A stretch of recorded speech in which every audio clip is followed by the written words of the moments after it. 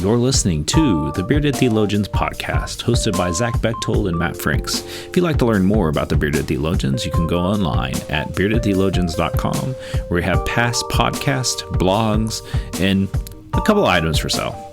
So check us out, beardedtheologians.com. Thank you for listening, and enjoy this week's show. You're listening to the Bearded Theologians podcast, hosted by Matt Franks and Zach Bechtold.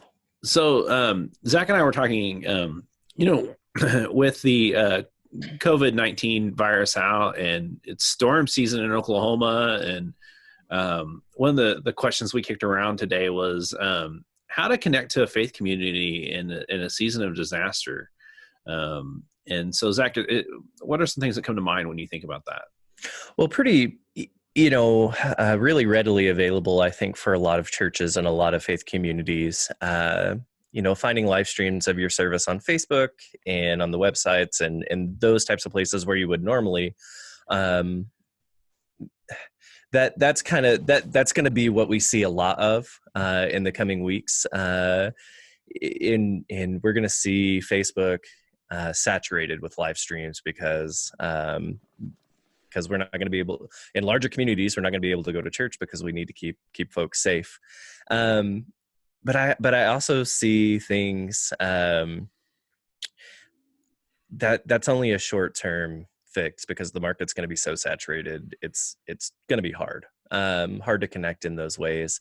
And a lot of people who are going to start live streaming and who are already live streaming haven't made that connection of how to connect with the people at home.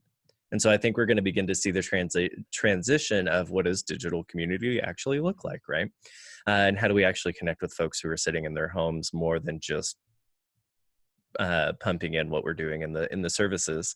And so I hope we begin to see more conversational things, maybe a lot like what you and I do here with the podcast, but also a little more grounded, a little more down-to-earth experiences through social media that allow people to interact a whole lot more than they even might be able to in an in-person service, just because we have the technology and the things for that. So I think that's what we're going to see a lot of. I think more importantly, just the question is how and why do we connect? If we have to stay home, whether it's because of this virus, whether it's because of a tornado, whether because we're going to get 2 foot of snow here today in the middle of March. What does it look like for us to connect in those spaces with our faith community in meaningful ways, no matter what's going on? So I saw an interesting graphic, and I don't know where I saw this at. And they had it was at the end of an email, and it was #make5calls. And I really like the idea.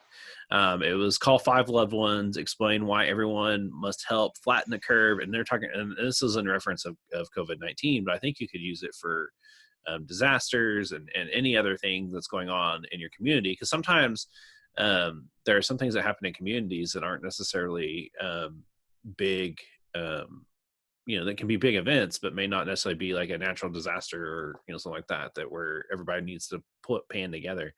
But I like that idea of call 5 loved ones and explain what's going on, and just have conversation about it.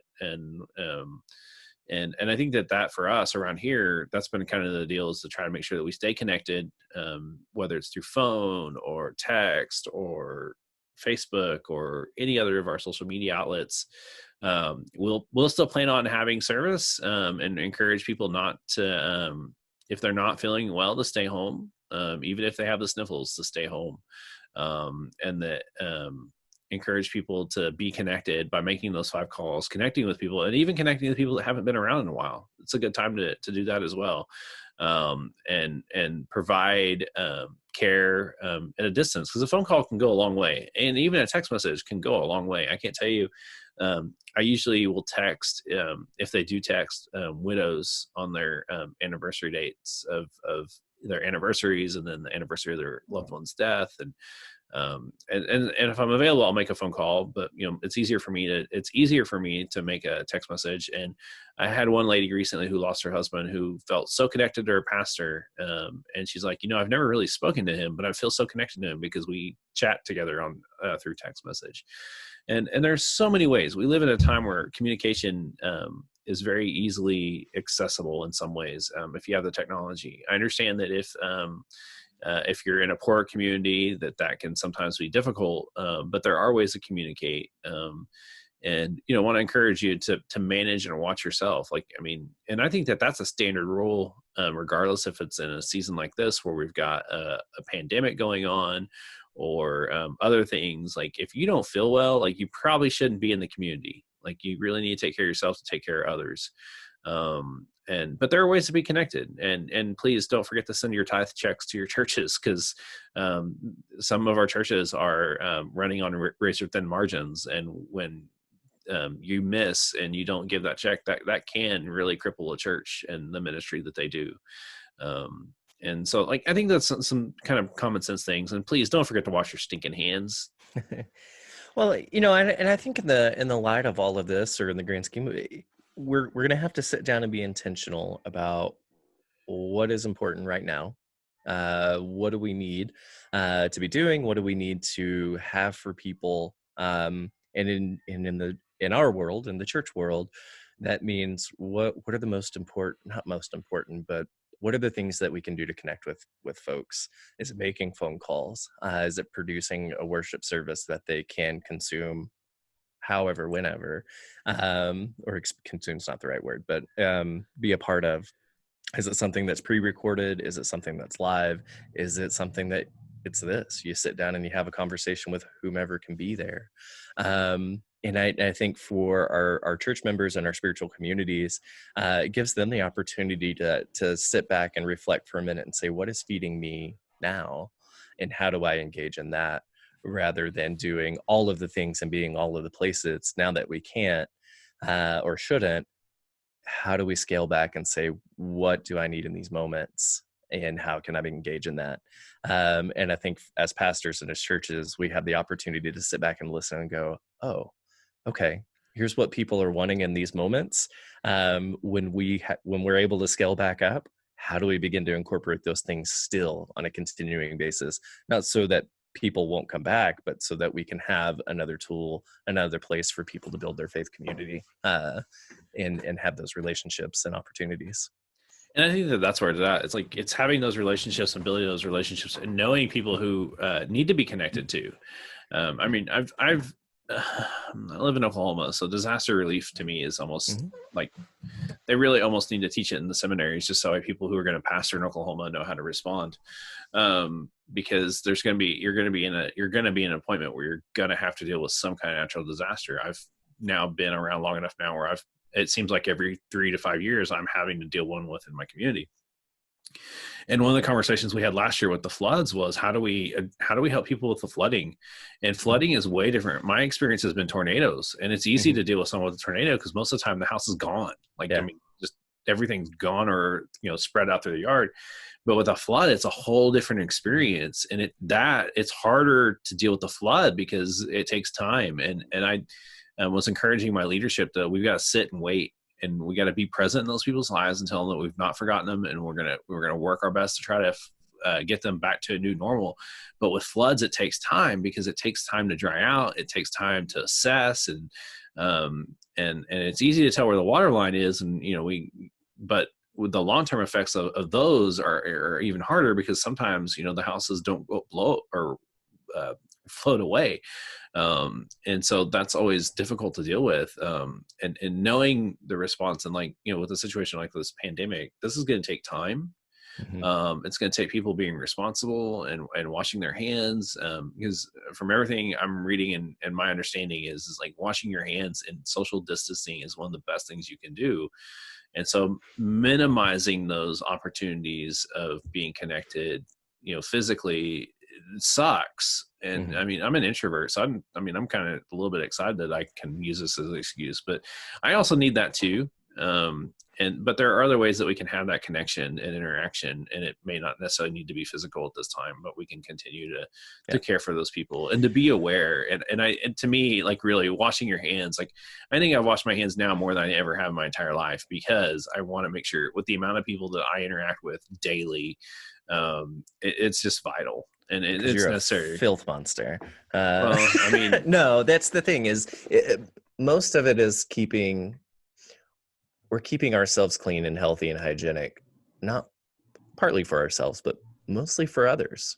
And that goes for whether you're in our position, whatever you are, you're going to encounter other people, and you have a social responsibility to not be disgusting. The other thing I would encourage too is, in the shortage of toilet paper and soap and water and food and milk and things, if you are one of the people who is hoarding things like toilet paper and other supplies, there were people of all generations and all walks of life who weren't able to get to the grocery store, who weren't able to buy the necessities that they need because others went and hoarded. This is a perfect time for the church, for the people of our communities to share as all have need, and not be jerks about it. And so if you find somebody in your community who could use a couple of rolls of toilet paper, and you've got an 80 pack from Sam's sitting in your garage that you're not going to touch until December of next year, give some toilet paper out. Get some cans of soup. Do the things that are right in these moments, and let us not panic, and let us not let our neighbor suffer because we're scared, because we're prideful, whatever it may be.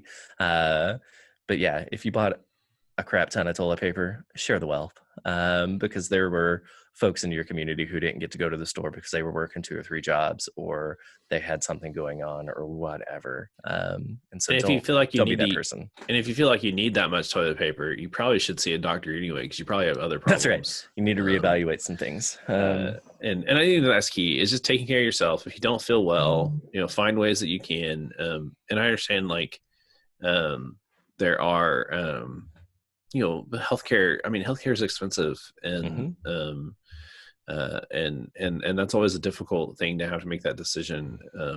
But please find ways to take care of yourself. And I think this is a great opportunity for the church to be the church in ways. But I also think we need to be sensitive in making sure that we're taking care of ourselves and not putting ourselves in a place that goes for anything. Well, yeah.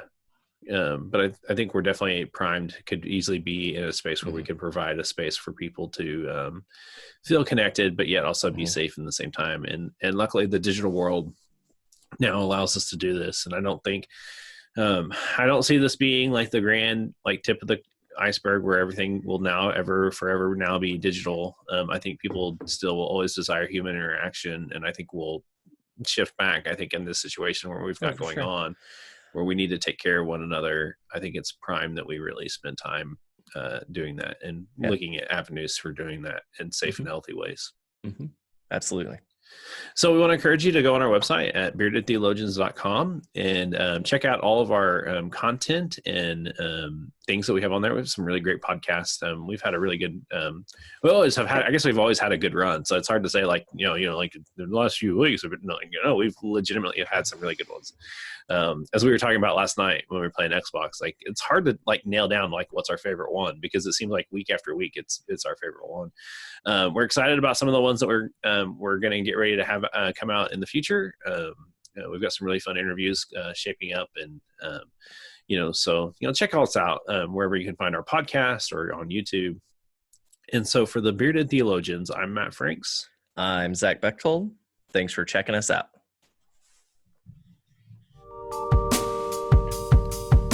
Thank you for listening to the Bearded Theologians podcast.